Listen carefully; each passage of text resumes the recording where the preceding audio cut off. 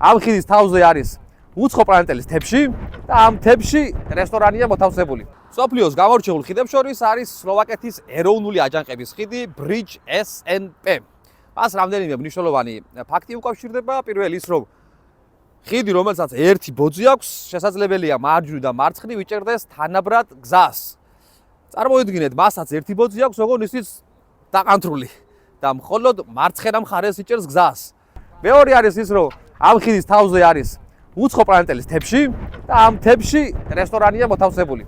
ხოლო მესამე ის, რომ ამ ხიდის ასაშენებლად საბჭოთა კავშირმა ნახევარი ებრაული ძველი უბანი გაანადგურა. მართალია იმ დროს ეს უბანი დანგრეული, დაცლილი და დიდად ყურადღების არ მქონე იყო და შეიძლებოდა ვინმეს ეფიქრა, რომ ამ ნანგრევების მაგივრად თანამედროვე ხიდი უფრო მოუხდებოდა. მაგრამ რასახლების გადარჩას შემდეგში ისინი განაახლეს და მიიღეს საოცრად ლამაზი უბანი. ხიდი ნამდვილად ინჟინრული საოცრება, ინოვაცია და თანამედროვეა. მაგრამ სლოვაკ ხალხს რომ მკითხო, ისტორიული უბნის შენარჩუნება უფრო უღირდათ, ვიდრე თანამედროვე ხიდის აშენება.